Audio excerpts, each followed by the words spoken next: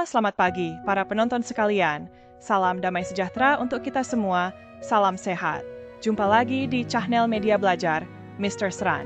Channel ini dibuat untuk mempermudah proses belajar anak-anak kita di dalam kelas. Selamat pagi anak-anakku sekalian, salam jumpa. Untuk kali ini, Bapak mau menjelaskan tema tentang manusia sebagai citra Allah yang unik.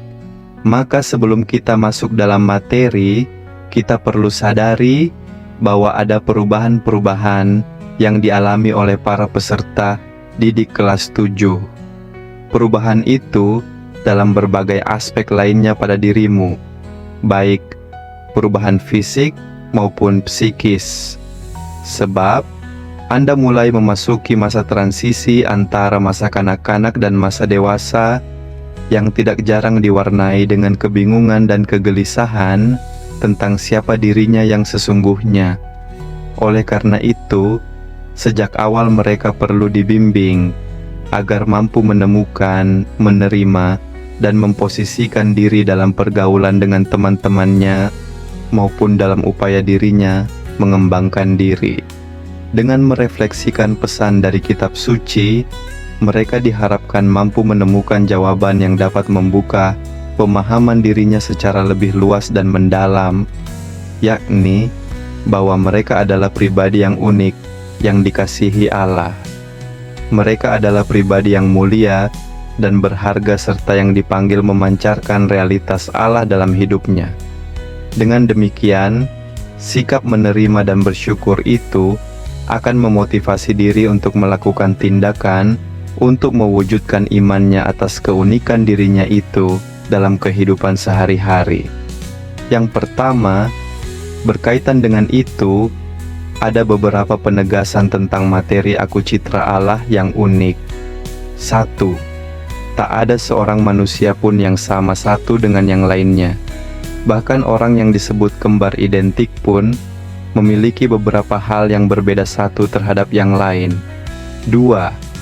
Itulah sebabnya manusia disebut unik, karena berbeda satu dengan yang lain.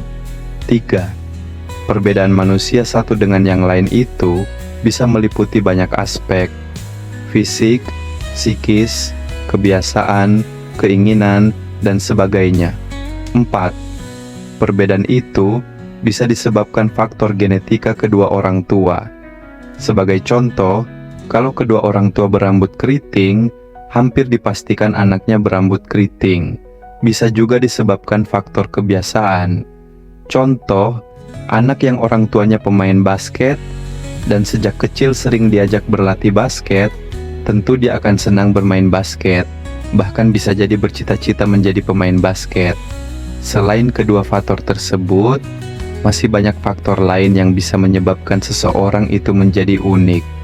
Yang kedua adalah beberapa peneguhan untuk anak-anak yang tidak menerima diri dan bersyukur. 1. Perbedaan dan keunikan sering ditanggapi oleh manusia secara berbeda satu sama lain. Ada sebagian orang merasa iri hati mengapa dirinya tidak seperti orang lain, ada yang menjadi minder, ada yang merasa Tuhan tidak adil kepada dirinya. Karena tidak mampu menerima diri, ada juga yang berusaha menutupinya dengan sikap berpura-pura atau munafik. Sikap-sikap semacam itu sesungguhnya hanya akan merugikan dirinya sendiri, bahkan merugikan orang lain. Langkah awal dalam menghadapi perbedaan atau keunikan diri adalah menerima apa adanya. Kita tidak perlu selalu membandingkan diri kita dengan orang lain, sebab dengan selalu membanding-bandingkan, kita tidak pernah akan merasa puas. Setelah menerima diri, kita berusaha mengembangkan diri sesuai dengan keunikan kita. Dan untuk mengembangkan diri itu, kita bisa belajar bertanya dan berlatih dengan orang lain.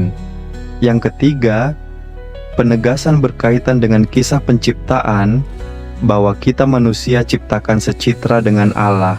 1.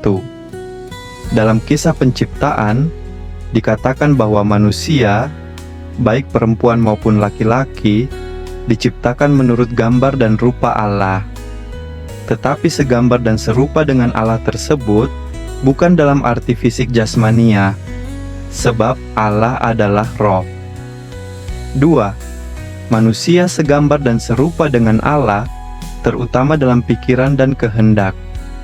Pikiran dan kehendak Allah itu kasih yang tertuju demi keselamatan dan kebahagiaan manusia dan seluruh ciptaannya.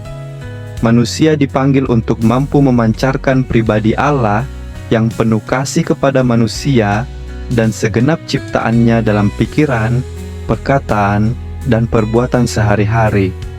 3. Sejauh terlukis dalam kitab suci, istilah segambar dan serupa Allah itu tidak ditujukan kepada semua ciptaan Allah, hanya manusialah yang segambar dan serupa dengan Allah atau citra Allah. 4. Semua manusia, baik perempuan maupun laki-laki adalah citra Allah. Mereka dikasihi Allah, berharga di mata Allah. Allah mempunyai rencana pada masing-masing diri kita yang tidak kita ketahui. Semua manusia, tanpa kecuali dan apapun keadaannya, harus dihormati dan dikasihi. Merendahkan martabat mereka atau menghina mereka sama artinya dengan merendahkan Allah sendiri sebagai penciptanya. 5. Manusia tidak saja diciptakan segambar dan serupa dengan Allah, tapi ia juga diberkati oleh Allah. Dengan demikian, manusia bukanlah sesuatu melainkan seseorang. Ia pribadi yang sangat berharga di mata Allah.